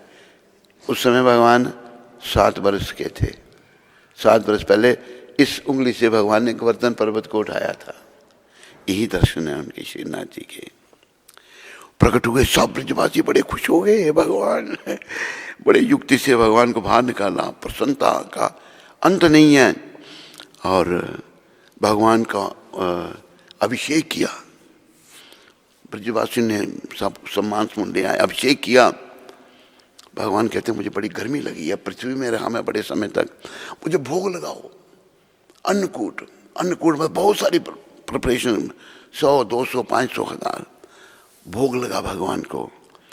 जब चर्चा फैली तो कुछ ब्रजवासियों ने गौएं दे दी भगवान की सेवा के लिए, दूध, भगवान को दूध, दही और मक्खन मिश्री। दूध, दही और मट्ठा मस्का देना खुदा तो किसके बस का। गाय माता देती है, पानी पीकर चारा चार कर खा लेती है सब कुछ होकर। कैसी करीब और कैसी प्यारी, सुबह हुई जंगल को सधारी, शाम को आ जाती है गौ माता। तो बहुत सारा अन्नकूट का भोग लगा भगवान को। एक सेठ थे मथुरा में, पता लगा भगवान का बिगड़ा, उन्होंने मंदिर बना दिया फटाफट भगवान के लिए। मंदिर बन गया, भगवान को विराजमान किया। तो एक दिन भगवान फिर स्वप्न में आ गए। माधवेंद्रपुरी महाराज को कहा कि जब माधवेंद्रपुरी को ग्वाल बाल के रूप में भगवान ने दर्शन दिए थे, रोए के प्रभु आप आए, मेरी इतनी चिंता आपको, मेरे लिए दूध लेके आए, मैं पहचान नहीं सका। ये दुख था उनको, रोते थे बेचारे दिन रात। फिर भगवान ने कहा कि तो अभी फिर से आए उनको सपने में, कहा बाबा मुझे बहुत गर्मी लगी है, बड़े समय से मैं पृथ्वी के अंदर था, तो तुम ऐसा करो, जाओ दक्षिण से चंदन लेके आओ। पर देखना बाबा, किसी को भेजने से नहीं चलेगा, भगवान अपने भक्तों से सेवा लेते हैं, सबसे नहीं लेते सेवा। जिससे सेवा ले लेना समझो मेरा जीवन धन्य हो गया, भगवान ने मेरे से सेवा ले ली। भगवान जिस पर बड़ी कृपा करते हैं उसे सेवा लेते हैं। कई बेचारे सेवा भी करते हैं पर वो फिर बोल भी देते हैं मैं बड़ा कठिन है। मैं कहता हूँ भाई तुम तो भाग्यशाली जीव हो, तेरे से भगवान ने सेवा ली, या कल्याण करेंगे, भगवान कृपा करेंगे। तो माधवेंद्रपुरी जी ने 2 भक्तों को दीक्षा दी कि ठाकुर जी की सेवा करो, मैं इनके लिए चंदन लेके आता हूँ। चंदन के लिए पुरानी बात है ये, 500 साल से भी ज़्यादा। माधवेंद्रपुरी चल पड़े बेचारे। चलते चलते वो पहुँचे कहाँ पर, रेमुना। रेमुना उड़ीसा में है। रेमुना में एक मंदिर है गोपीनाथ भगवान का। गोपीनाथ भगवान का तो माधवेंद्रपुरी जी कितने पहुंचे हुए संत हैं, देखो आप। गोपीनाथ जी के मंदिर में गए माधवेंद्रपुरी महाराज। उस समय भगवान को एक अमृत केली, उसकी रबड़ी होती है, बड़ी सुंदर वहाँ बनती है, अमृत केली का भोग लग रहा था गोपीनाथ भगवान को। तो मिट्टी के बर्तन में कसोरों में भोग लगता है, कसोरों में भोग लग रहा था। तो माधवेंद्रपुरी जी ने सुना था कि यहाँ की अमृत केली बहुत बढ़िया है। जब दर्शन किए भगवान के, उस समय भोग लग रहा था, मन में सोचने लगे कहीं मेरे को इसका स्वाद पता लग जाए तो मैं भी अपने गोपाल के लिए वहाँ बनाऊंगा। कैसा हूँ मैं, भगवान को भोग लगा, मैं खाने का सोच रहा हूँ। आज मेरे से बड़ा अपराध हो गया, चले गए बेचारे। आज सारी रात जाग के मैं कीर्तन करूँगा, अपराध हो गया मेरे से। हम अपराध करते हैं लेकिन चिंता कुछ नहीं करते हैं हम, फिर चले गए। अभी पुजारी शाइन करा रहा है भगवान को, शाइन कराया भगवान को पुजारी ने, और खुद सोने चला गया। सोने जब चला गया तो आवाज आई उठ। मैंने अपने पीताम्बर के पीछे कसोरा रखा है। पुजारी किसकी आवाज, बड़ी दिव्य आवाज है, पीताम्बर के पीछे। हाँ, मैं अपने विकरा का जो पीताम्बर उसके पीछे रखा, वो लेके जा, मेरा भक्त है उस जगह पर, वो बैठा है, मेरा कीर्तन कर रहा है, मेरा नाम ले रहा है। पुजारी उठा बेचारा, सोने जा रहा था। भगवान का पीताम्बर हटाया तो वो पड़ा हुआ है कि अपना अमृत के लिए रबड़ी होती है, वो कसोरा पड़ा है। पता पुजारी अभाग कि भगवान ने देखो निकाला वो। तो पुजारी, भगवान ने आदेश रख जा उसको मेरे भक्त को दे के आ। आगे माधवेंद्रपुरी महाराज नाम जप रहे हैं बेचारे, हरे कृष्ण कृष्ण कृष्ण हरे हरे, हरे राम राम। आज मेरे से अपराध हुआ, भगवान को भोग लग रहा था, मैंने सोचा मैं पहले चख लूँ तो ये अपराध है। हरे कृष्ण कृष्ण कृष्ण हरे हरे जप कर रहे थे। भगवान ने बताया था कौन सी जगह है। गए, वो पुजारी ने प्रणाम किया, महाराज आप माधवेंद्रपुरी हैं, आपको कैसे पता? महाराज आप धन्य हैं, ये गोपीनाथ भगवान ने आपके लिए एक कसोरा अमृत के लिए का चुरा के अपने पीताम्बर के पीछे रखा था। मैं सो रहा था, मुझे उठाया, कहा जाकर मेरे भक्त को दे के आया। महाधनपुरी महाराज फिर रोने लग पड़े, ये भगवान मैंने सोचा ही तो आपने भेज दिया मेरे को। देखो भक्तों के लिए क्या करते हैं भगवान। भगवान भगत के बस में होते आए, भगवान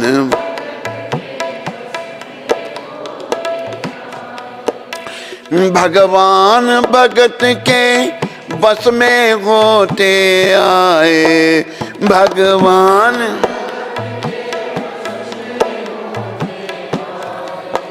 भगवान भगत के बस में होते आए, भगवान।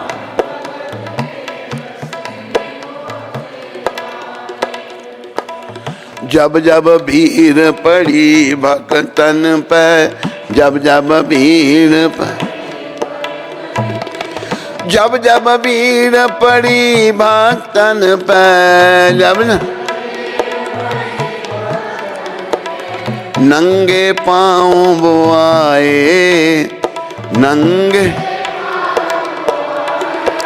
भगवान भगत के बस में होते आए, भगवान भगत।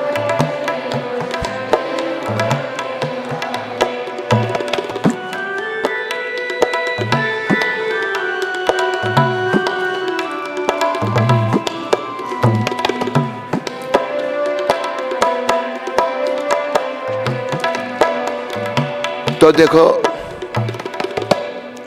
हमने केवल भक्त बनना और कुछ नहीं बनना,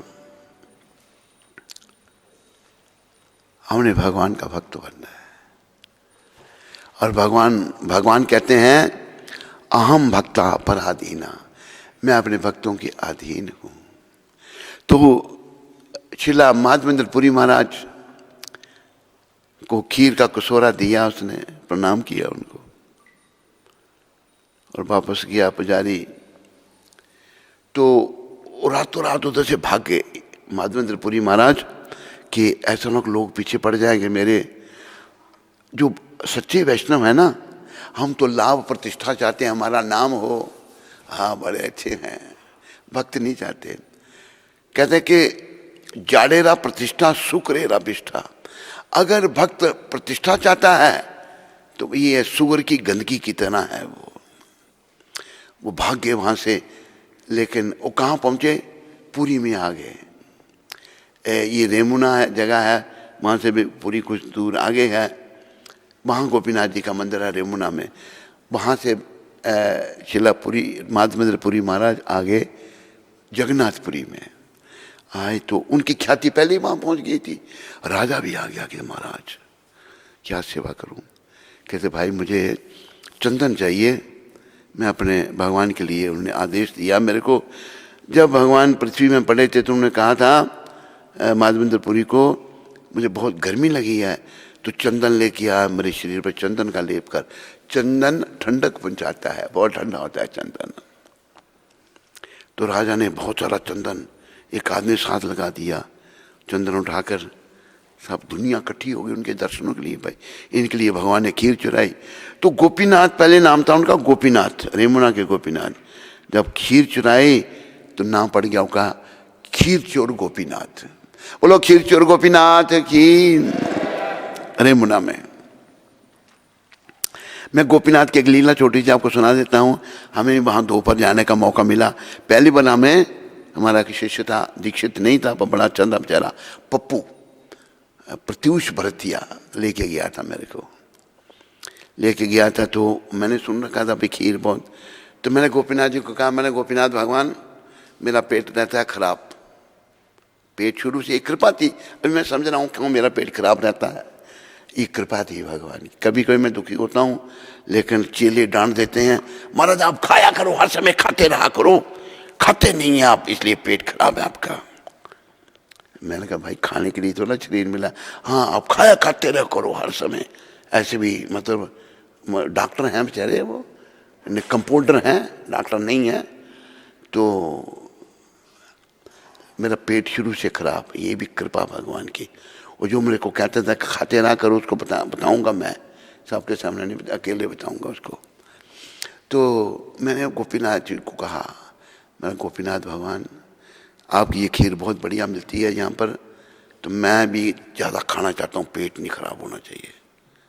मैंने पता नहीं 2-3 कटोरे खा लिया, कुछ नहीं हुआ मेरे को, रबड़ी पचती नहीं है और बहुत बढ़िया बनती है, अमृत के लिए उसका नाम है। गोपीनाथ के चमत्कार मैंने देख लिया था। बोलो खीर चोर गोपीनाथ की। तो भगवान जो हैं भक्तों के बस में, तो फिर चंदन लेके आए, जब इधर रेमुना में फिर आए शिला माधवेंद्रपुरी महाराज, फिर गोपीनाथ ने उनको दर्शन दिए। गोपीनाथ ने कहा माधवेंद्र अभी तेरे लिए इतना वापस जाना, इतनी दूर इतना चंदन लेके बहुत कठिन होगा। इन्होंने श्रीनाथ जी ने दर्शन दिए, तुम ऐसा करो, जो गोपीनाथ है वही मैं हूँ, वही कृष्ण ही तो हैं, वही श्रीनाथ जी हैं, वही गोपीनाथ हैं, वही मदन मोहन हैं, वही गोविंद हैं, वही रणछोड़ हैं, वही सब कुछ हैं। तुम ऐसा करो गोपीनाथ जी के शरीर पर एक चंदन चढ़ा दो, मुझे यहाँ प्राप्त हो जाएगा। तो ये तभी से गर्मियों के दिनों में चंदन यात्रा होती है, भगवान के शरीर पर चंदन चढ़ाया जाता है। तो अभी एक और प्रसंग इस संबंधित है, माधवेंद्रपुरी रेमुना में ही रहे, फिर वो नहीं आए, फिर वापस नहीं आए बेचारे, भगवान का आदेश हुआ। तो भगवान के भक्त भी लीलाएं करते हैं। माधवेंद्रपुरी महाराज बीमार हो गए, बीमार हो गए तो ईश्वरपुरी जी जो थे वो भी वहीं थे, उनके साथ थे। ईश्वरपुरी जी ने बड़ी सेवा की, इतने बीमार हो गए गुरु महाराज के मलमूत्र का त्याग वस्त्रों में। ईश्वरपुरी जी ने सब धोना, मलमूत्र गुरु जी का, बड़े साफ सफाई रखनी, बड़ी स्वच्छता बना के रखनी। और बड़ा तो जब आशीर्वाद जो है ना दिया नहीं जाता, हृदय से निकलता है। अब आशीर्वाद लोग कहते हैं ना जबरदस्ती ही नहीं, आशीर्वाद दिया जाता है। आशीर्वाद की और श्राप की एक छोटी सी बात मैं सुनाता हूँ आपको। जहाँ से हमारे पूर्वज आए थे, गांव है, वहाँ पर एक पंडित जी थे। वो पंडित जी जो थे सीधे साधे बेचारे, कई पंडित बड़े भोले होते हैं, कई बड़े चंटू राम होते हैं, वो बड़े भोले थे। तो उन्होंने वहाँ के जो जिम्मेदार थे, सेठ लोग, उन्होंने पंडित जी से भागवत की कथा करवाई। कथा करवाई तो बड़ी अच्छी कथा हुई। तो वो जो जिम्मेदार थे वो कहते महाराज पंडित जी ये बताओ कि आपको दक्षिणा क्या दें? कि जो आपकी इच्छा दे दो। नहीं नहीं बताइए आप। बार बार आग्रह करने उन्होंने कहा अच्छा मुझे कोठू बनाना था। वहाँ कोठू, कच्चे घरों को भी कोठू कहते हैं। अच्छा अच्छा महाराज, ये देखो जो पेड़ है ना, 3 बड़े बड़े पेड़ हैं, चीड़ के पेड़, ये आज से आपके, जब भी आपको कोठू बनाना हो तो कटवा के आप वहाँ इनको लगाना। अच्छा ठीक है, धन्यवाद आपका। लकड़ी भी उस समय भी महंगी थी, पर अभी तो बहुत महंगी है। बीच में क्या हो गया, उन जिम्मेदारों का प्रोग्राम बन गया घर बनाने का, और घर बनाने का बड़ा परिवार था। तो वहाँ पर क्या करते हैं, मिट्टी की दीवारें बनती हैं, उनको बोलते हैं पधारे। इधर भी दाबते हैं, मिट्टी को पक्का कर देते हैं। ऐसे मिट्टी की दीवारें होती हैं और ऊपर लकड़ी लगाकर मिट्टी का छत बनाते हैं। जब उन्होंने सब कुछ बना दिया जिम्मेदारों ने, तो जब लादी होने लगी मकान बैठ गया पूरा। फिर बनाया, फिर बैठ गया। ये क्या चक्कर हो रहा है? एक कहता भाई हमसे बहुत बड़ी गलती हुई। कहते क्या? हमने, उन्होंने क्या किया था जिम्मेदारों ने, जो वृक्ष पंडित जी को दिए थे वो भी काट के लगा दिए उधर ही। कहते हमने तो पंडित जी को वृक्ष दिए थे वो तो काट के थे लगा दे, बड़ी अपराध हो गया हमसे। सब आए पंडित जी के पास, पंडित जी हमसे बड़ी गलती हो गई, आपने हमको कोई, डोगरी भाषा में कहते हैं सूंकते नहीं छुट्टी तुझे, सूंक समझ, सूंक ही कहते हैं नहीं। आपने महाराज कोई हमको बद्दुआ तो नहीं दी, जो नहीं डोगरी नहीं समझते, पंडित जी कहते छुट्टी नहीं सुटो ही योग। जानबूझ कर नहीं छुट्टी, वो निकल गई होगी बातचीत आपको। कहते महाराज माफ कर दो, ये दूसरे 3 पेड़ आप ले लो हमसे। देखो ये होता है ऐसे ही जैसे सूंघ सुटना, आशीष देना, किसी को आशीर्वाद देना, ये दिया नहीं जाता, निकल जाता है। पंडित जी ने कहा ना सुटो ही, मतलब निकल गई होगी मेरे से। कहा कुछ नहीं पंडित जी ने, भगवान ने नहीं सहन किया, मकान खड़ा ही नहीं हो, बैठ जाए वो। तो हमें इसी प्रकार आशीर्वाद भी मिलता है, आशीर्वाद दिया नहीं जाता। कई बार हम नाराज होते हैं ना कि महाराज अब नाराज तो नहीं, जबरदस्ती मनाना, नाराज तो नहीं, अच्छा नहीं मैं ठीक हूँ, नाराज नहीं, जा चुप कर जाओ, पीछे जबरदस्ती नहीं करनी। नरोत्तम ठाकुर के जीवन से सीखना, जब उनके गुरुजी ने मना किया था उनको दीक्षा देने के लिए, 1 साल तक मल मूत्र धोया उनका, 1 साल के बाद गुरुजी को अपना प्रण बदलना पड़ा। आज मुफ्त में दीक्षा मिल जाती है ना आसानी से, प्राण बदलना पड़ा और उन्होंने एक ही शिष्य बनाया नरोत्तम ठाकुर। तो कभी भक्त लोगों से चलती है बात तो जबरदस्ती करते हैं, ऐसा नहीं। तो नवदा भक्ति के बारे में यहाँ पढ़ना चाहता था मैं। नवदा भक्ति कैसी है? श्रवणम परीक्षित महाराज ने सुन के अपना कल्याण किया, कीर्तनम सुखदेव गोस्वामी, स्मरणम प्रहलाद महाराज भगवान को याद करते थे, 5 सेनम लक्ष्मी माता ने किया, अर्चनम महाराजा पृथु ने भगवान की पूजा की, वंदनम अक्रूर जी ने की वंदना भगवान की, दास्यम हनुमान जी भगवान के दास बने, साख्यम अर्जुन जी, आत्मन वेतन बलि महाराज ने सब कुछ भगवान को दे दिया। बोलो बलि महाराज की, बोलो नवदा भक्ति की जय। तो प्रभुपाद जी का शिक्षामृत पढ़ लेता हूँ थोड़ा सा मैं।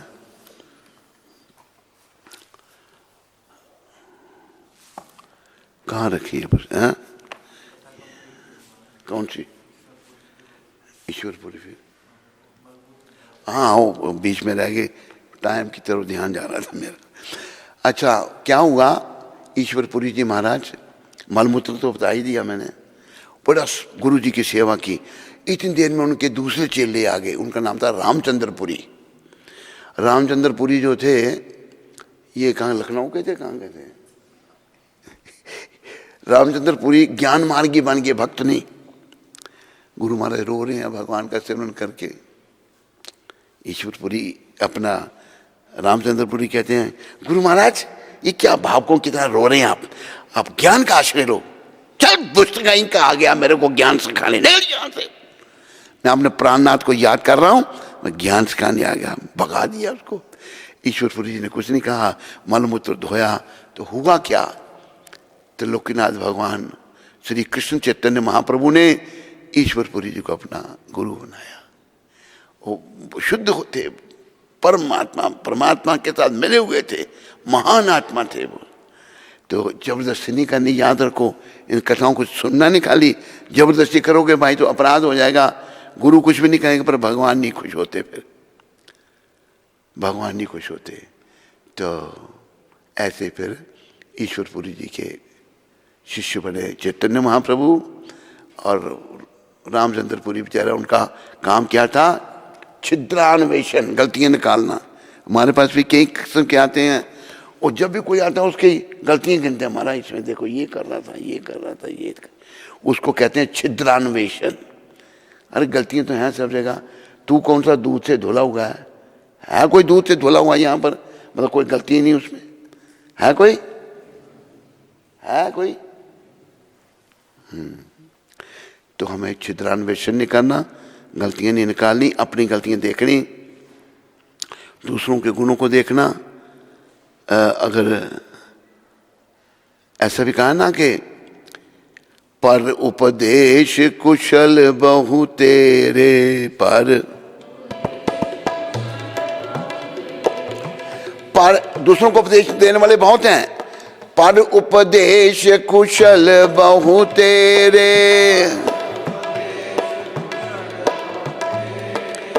जे नर अचर हैं ते नर न घनेरे, जे नर अचर हैं ते नर न घनेरे। दूसरों को उपदेश देने वाले बहुत हैं, पर जो आचरण करते हैं ऐसे लोग ज्यादा नहीं हैं। उपदेशक तो बहुत हैं, शिक्षा देते हैं, एक कहता है क्या देखो क्या बताऊं मारे इनकी बातें मैं आपको, मैं तो दुखी हो गया हूं, बस दूसरों के दोष ही देख रहे हैं सब, मैं तो बस अभी चला जाऊंगा महाराज। आप ऐसा करो दीक्षा दे दोगे तो फिर नहीं जाऊंगा, लेकिन दीक्षा देने के बाद भी तैयारी कर रहे हैं जाने की। ये बीमारी है, हमको रोग है, तो धीरे धीरे रोग जाता है, चुटकी बजाने से नहीं जाता। दूसरों को उपदेश कर देने वाले बहुत आ जाते हैं, लेकिन जो वास्तव में आचरण करके उपदेश देते हैं वो बड़े कम हैं। वो ये गुरु महाराज हमारे हैं, जो उपदेश दिया वो पालन किया इन्होंने। सारी दुनिया ने इनकी बातों को सुना और जीवन में धारण किया और लोग भक्त बन गए। अभी भी इन्हीं की कृपा से लोग भक्त बनेंगे और जीवन सफल होगा। बोलो पतित पावन शिला प्रभुपाद की। कथा पूरी हो गई नहीं, रामचंद्रपुरी की पूरी हो गई। ठीक है, बताते रहा करो। अभी हम भी बूढ़े हो गए हैं, भूल जाते हैं बीच बीच में। श्री केशव भी कहता है कि बहुत बूढ़े हैं। मगन पता, आजकल मगन कहते हैं खाओ गगन और हो जाओ मगन। लिखा खाओ गगन और हो जाओ मगन। हरे कृष्ण। तू कहां चल पड़ा है? घड़ी लेके आया? एक घड़ी है तो घड़ियाल है क्या है ये? बोल। अच्छा अच्छा, लगा देंगे भाई, तू ले आया प्रेम से तो।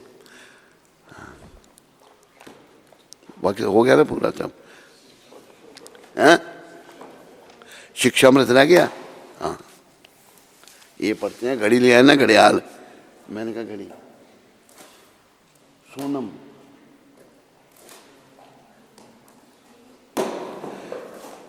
तो आज 28 तारीख है।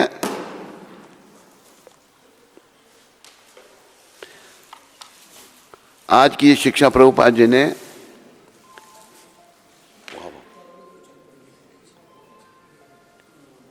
आज की शिक्षा प्रभुपाद ने अच्छी घड़ी है भाई, इसका धन्यवाद कर दो ताली बजाकर।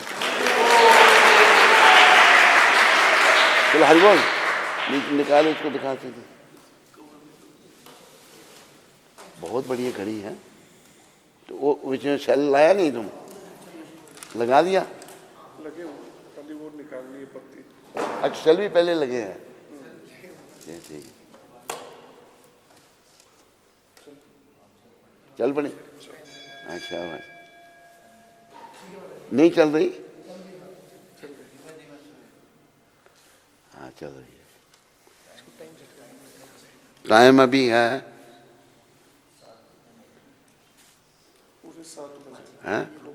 प्रभुपाद जी की जो है ना, ये इसको पहना दो। वो क्या है उधर साथ? ठीक है, सोनम। चलो इसको भाई, बड़ा भारी है, कैसे इसको वहीं लगा दो? हैं? अच्छा चलो धन्यवाद। हरि बोल। ये घड़ी लगा दो उधर इसके सामने। तो आज की जो शिक्षा है प्रभुपाद जी ने जो दी है, ये एटलांटा में दी है शिक्षा। Atlanta Georgia.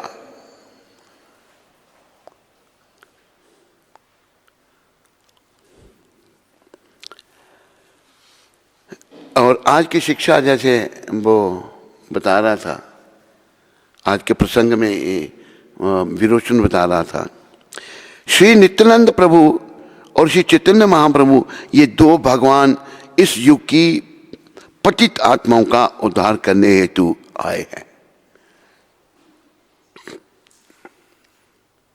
ये दो भगवान। तू इतना ऊंचा क्यों बैठ रहा है? तेरे पीछे कोई नहीं है? तो ये दो भगवान जो हैं, चैतन्य निताय इस युग की पतित आत्माओं का उद्धार करने हेतु आए हैं। वे श्री कृष्ण से भी अधिक दयालु हैं, कृष्ण भगवान से भी ज्यादा दयालु हैं। श्री कृष्ण भी बहुत दयालु हैं, वे भी उद्धार करने आए, किंतु श्री कृष्ण ने पहले समर्पण की मांग की कि समर्पण करो, किंतु श्री चैतन्य महाप्रभु ने समर्पण की मांग भी नहीं की। वे इतने दयालु हैं, गला रुंध गया तो श्री चैतन्य महाप्रभु का आश्रय लो और सुखी रहो। बहुत बहुत धन्यवाद। प्रभुपाद जी का गला रुंध गया था यहाँ पर, वही विरोचन ने कहा था। विरोचन कहाँ गया? विरोचन ने यही कहा था ना कि यहाँ पर ये लिखा है, ये प्रभुपाद, ये मेरे ख्याल में 28, ये 75 की बात है, यही सेम बात है, यही बात मैं कर रहा हूँ, वही बात यहाँ पर है। गुरु महाराज का गला रुंध गया।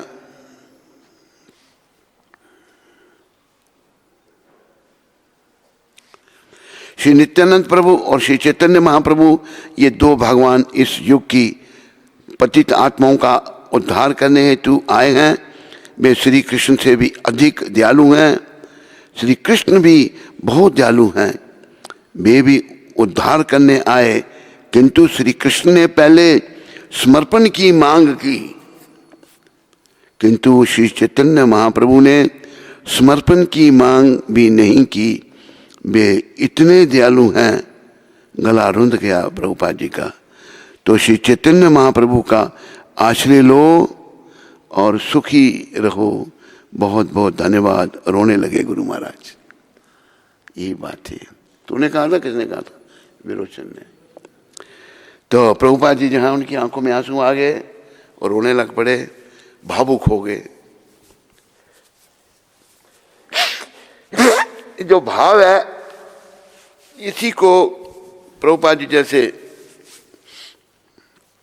महान वैष्णवों की कृपा से इसको जागृत करना है। ये भाव हमारे अंदर है पर ढका हुआ है।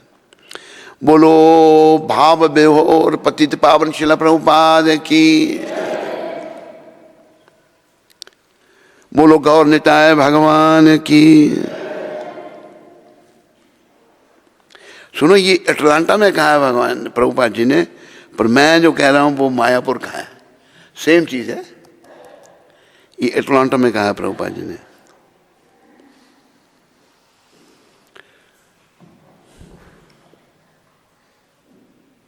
सुदर्शना माता जम्मू से। हरे कृष्णा। परम पूज्य गुरु महाराज जी, आपके पावन चरण कमलों में मेरा। कौन सी माता? सुदर्शना। सुदर्शन।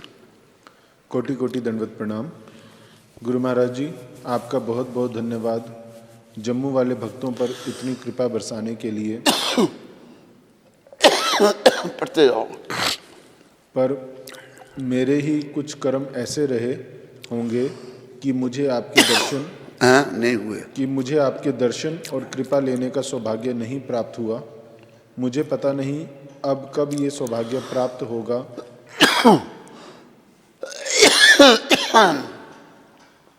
मैंने इंटरनेट पर सारा प्रोग्राम देखा,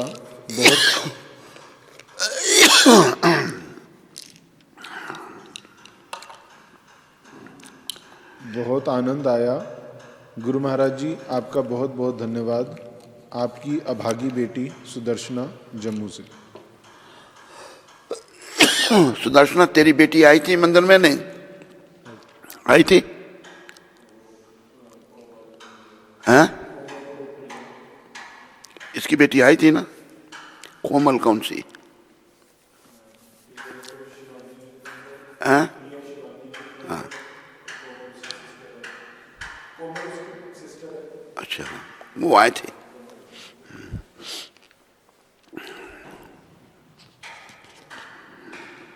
भाग्यश्री माता मॉरिशस से। हरे कृष्ण गुरु महाराज जी, कोटि कोटि प्रणाम। Actually, I do not have any questions.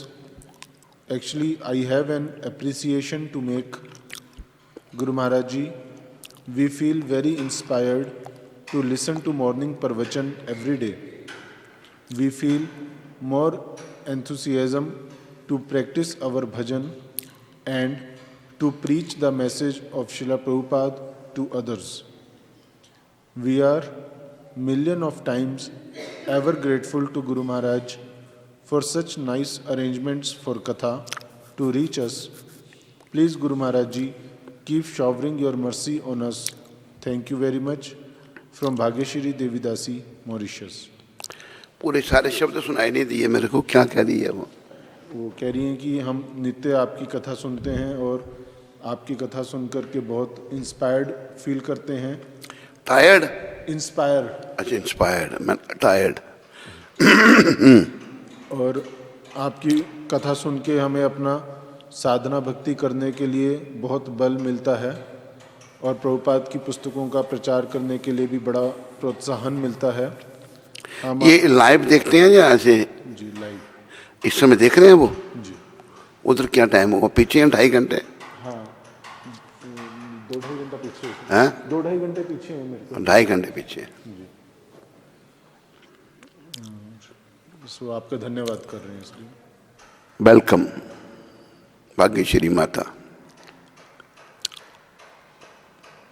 और चिराग फैजपुर से. कौन? चिराग? चिराग. चिराग. चिराग. हरे कृष्ण महाराज जी, आपकी बहुत याद आ रही है. आपसे मिलने की बहुत इच्छा हो रही है. आशा करता हूं कि मैं जल्द से जल्द आपकी सेवा में आऊंगा. चिराग फैजपुर. अच्छी बात है चिराग, यू आर वेलकम. आओ, को भक्ति करो, जीवन सफल करो. हरे कृष्णा. हरे कृष्णा. कृष्णा कृष्णा हरे हरे, हरे राम राम राम हरे हरे. हरे कृष्णा. तो सभी लोग गुरु महाराज जी का आभार व्यक्त करेंगे जो गुरु महाराज जी का हमें सानिध्य मिल रहा है और उनकी अमृतमयी वाणी को मिल रही है जिससे हम अपने जीवन को सफल बनाएं. तो सभी लोग 3 बार हरि बोल बोलेंगे. हरि बोल, हरि बोल, हरि बोल. बोले जगत गुरु श्रील प्रभुपाद की जय, सद्गुरुदेव महाराज की जय. तो आज का ये फल प्रसाद का वितरण का आयोजन ब्रज विंदा देवी दासी और मार्कंडे प्रभु के परिवार की तरफ से है. तो उनका और उनके परिवार का बहुत बहुत धन्यवाद. हरे कृष्ण.